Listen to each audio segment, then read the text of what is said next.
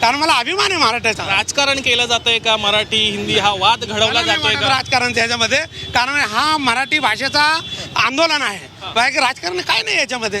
हेच राजकारणी काय हो, हे मराठी भाषेचं आंदोलन आहे, हे राजकारणाचा काही प्रश्नच नाही याच्यामध्ये.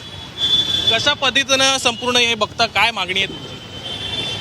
आमची काय मागणी, आमचे बंधू बोलते ना आता, राजेश पाटील. आम्हाला फक्त मराठी भाषेचा अभिमान आहे. महाराष्ट्रामध्ये राहून मराठी ही भाषा बोललीच पाहिजे.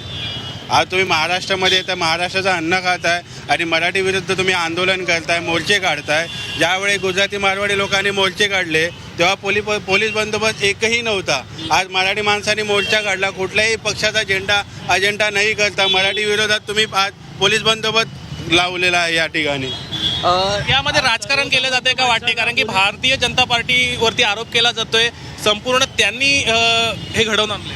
मला त्याबद्दल काही राजकारणावरनं काही बोलायचं नाही. फक्त मराठीचा अभिमान आहे. मराठी प्रत्येकाने बोलली पाहिजे.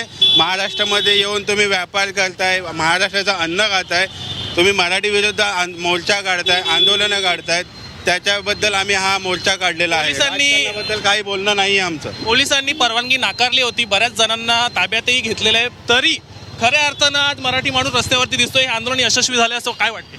आंदोलन 101% यशस्वी झालेलं आहे. तुम्ही आज बघताय आज लोकांची संख्या किती आहे, किती लोकांना भरून जेलमध्ये टाकलं जात आहे. नक्कीच आपण या ठिकाणी बघतोय मोठ्या प्रमाणात जे कार्यकर्ते आहेत ते या आंदोलनात सहभागी होत आहेत.